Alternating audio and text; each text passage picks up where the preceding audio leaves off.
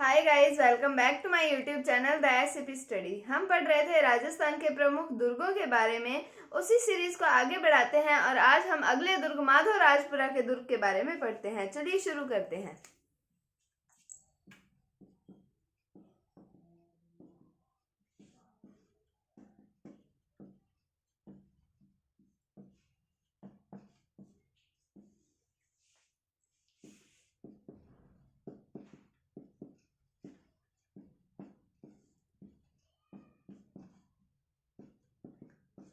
तो बात करते हैं माधव राजपुरा के किले की। तो सबसे पहले हम इसकी स्थिति की बात करते हैं कि ये कहाँ पर स्थित है। तो ये स्थित है जयपुर जिले के अंदर। तहसील आती है एक फागी तहसील, वहां पर ये जो दुर्ग है, ये किला है, वो स्थित है। फिर हम उसके बाद बात करेंगे इसके निर्माण की। तो निर्माण कार्य हम आराम से याद रख सकते हैं। तो जैसे माधव राजपुरा इस किले का नाम है, तो माधव सिंह प्रथम के द्वारा, सवाई माधव सिंह प्रथम के द्वारा इस किले का निर्माण करवाया गया था। तो देखते हैं हम कि पहले हम बात करें इसकी स्थिति की। तो यह है दुर्ग, यह है किला जयपुर जिले की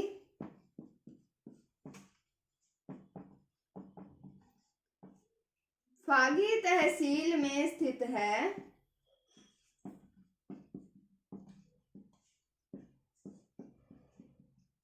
फिर हम बात करें कि इसका निर्माण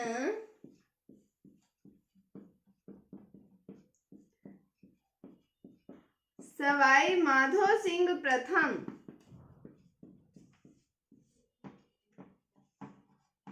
द्वारा मराठा विजय के उपलक्ष्य में करवाया गया था।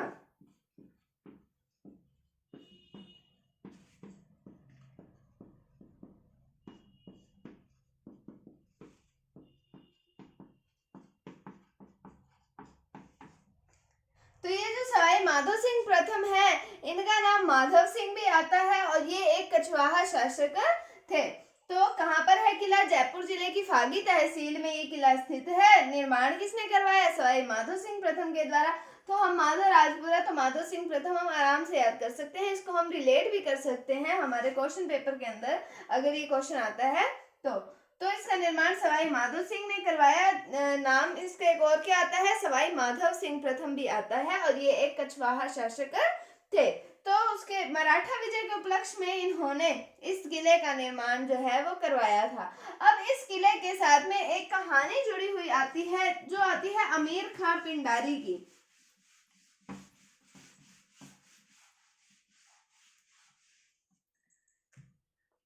जब अमीर खां पिंडारी की बेगमों को पकड़ कर लाया था कौन? भगत सिंह नरूका। तो उसकी वीरता, इस वीरता की कि इन्होंने अपनी बेगमों को कैसे छुड़वाया, तो इसकी कहानी जो है वो आती है, इस किले के साथ ही जुड़ी हुई आती है। तो इसके साथ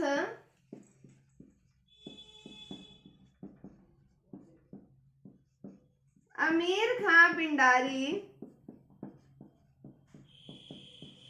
की बेगमों को पकड़कर लाने वाले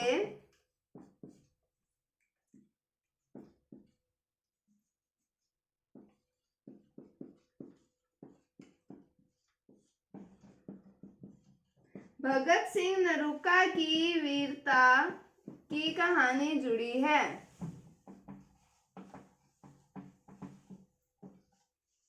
और जो ये भगत सिंह नरूका हैं, ये लदाना के ठाकुर थे, लदाना के ठाकुर थे। और इससे अपनी बेगमों को छुड़वाने के लिए, किससे? भगत सिंह नरूका से अपनी बेगमों को छुड़वाने के लिए अमीर खान ने 19 वर्ष तक इस दुर्ग को घेरे रखा था। तो हम आगे लिख सकते हैं क्या कि इससे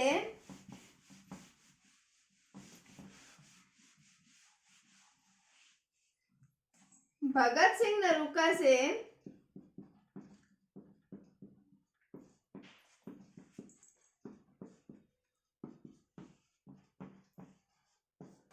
अपनी बेगमों को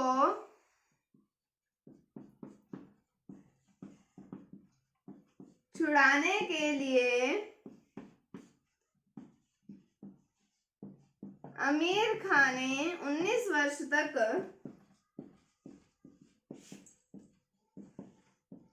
इस दुर्ग को घेरे रखा। तो ये था माधवराजपुरा के किले के बारे में। हमने देखे पहले इसकी स्थिति के बारे में जयपुर जिले की फागी तहसील में।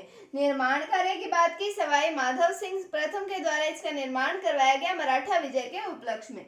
फिर हमने देखा कि इसके साथ अमीर खां पिंडारी और भगत सिंह नरूका की कहानी जुड़ी है कि भगत सिंह नरूका से अपनी बेगमों को छुड़वाने के लिए आमिर खान ने इस दुर्ग को कितने वर्ष तक घेरे रखा था? 19 वर्ष तक घेरे रखा था। तो ये आता है माधवराजपुरा का किला। अब हम बात करते हैं अगले किले की, जिसका नाम आता है फतेहपुर का किला।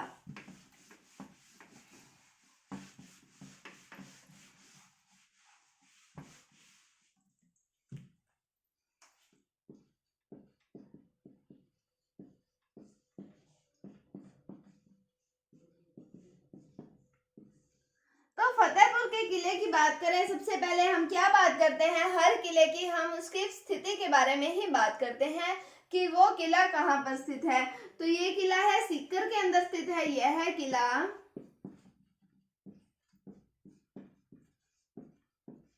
सीकर में स्थित है।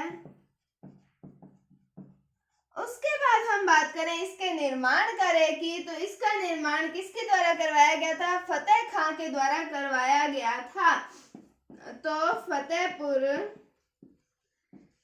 का भी करवाया गया था, साथ में फतेहपुर के किले का भी निर्माण करवाया गया था। फतेहपुर प्लस फतेहपुर दुर्ग के दोनों का निर्माण फतेह खां कायम खानी के द्वारा करवाया गया था।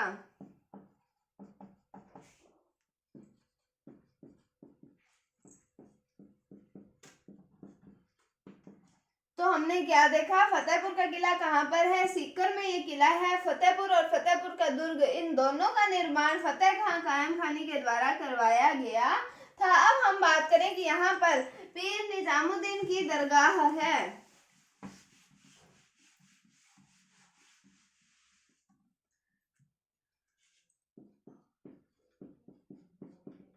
यहाँ पर पीर निजामुद्दीन की दरगाह है।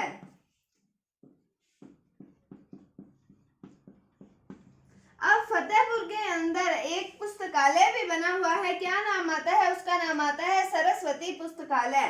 तो फतेहपुर में एक सरस्वती पुस्तकालय बना हुआ है। तो पीर निजामुद्दीन की दरगाह है कहाँ पर? फतेहपुर के अंदर। और फतेहपुर में ही सरस्वती पुस्तकालय जो है वो बना हुआ है। और यहाँ पर हम बात करें कि तेलिन का महल भी है। तेलिन का प्रसिद्ध महल जो है वो भी यहीं पर है।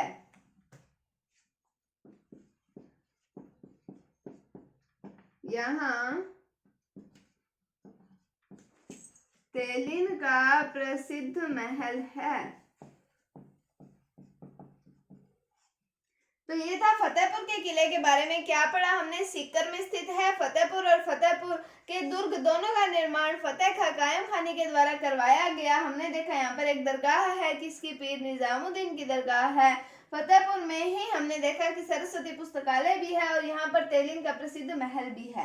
तो हमने देखा माधवराजपुरा के किले के बारे में और देखा हमने फतेहपुर के किले के बारे में। उम्मीद है आपको टॉपिक समझ आया होगा। अब आप किलों को ऐसे पढ़िए कि सबसे पहले जो बड़े बड़े इंपॉर्टेंट किले आते हैं, अभी हमारा एक बड़ा किला जैसलमेर का किला भी रहता है, हमने वो भी कवर करना है।